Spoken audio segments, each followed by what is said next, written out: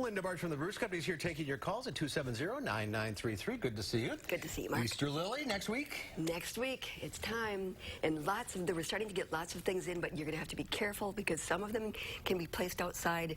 Like I brought a few little snapdragons. They're tough as can be. But a lot of other things, you're going to have to wait until we have reliably warm enough temperatures. But we're getting there. And what is it? Mother's Day is usually the barometer, right?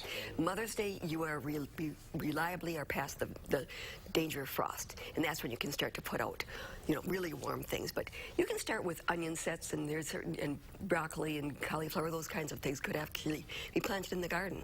Okay, let's get to the phones. We'll start with Huma in Madison. Hi, what's your question? Yes, well, you just answered one of them.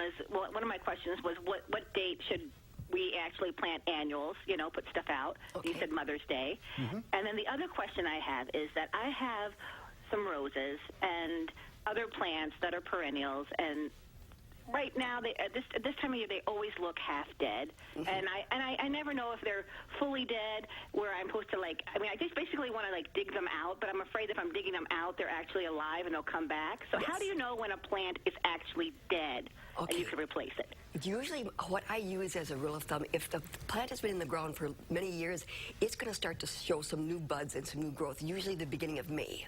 If it was just planted last year, they take a little bit longer because they don't have the full complement of roots. So mid-May is usually a good time to determine. There are certain things like the hibiscus that you want to wait because that's late. That sometimes doesn't come until June. Japanese maple, with that 35 below zero that we had this winter, there's going to be some tip damage. So if in question, just wait and see. You can scratch the outer bark of trees and judge whether it's alive or not. But just give them some time. Usually end of May, then you're going to know what's going to survive, and then prune out the dead. Yeah, it's been a cold month. Yeah, well, and we had some unusually cold weather this winter. All right, good luck. Let's go to Wendy now in Madison. Hi, Wendy. Hi. Hi, which question?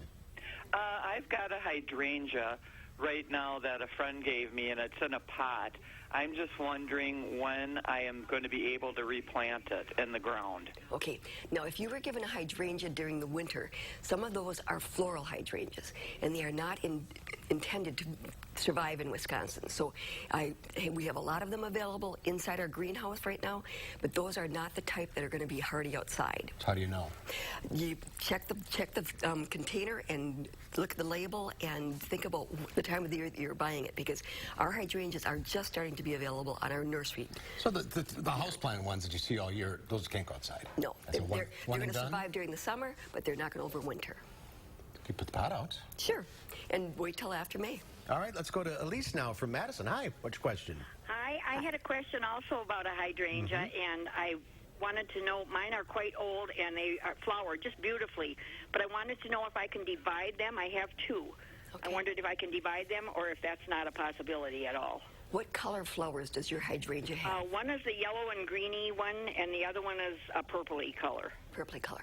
Okay, see, hydrangeas used to be simple. Now it's getting very complex, because if it was an Annabelle hydrangea that went from that chartreuse to a white color, that could be divided. That's intended to divide.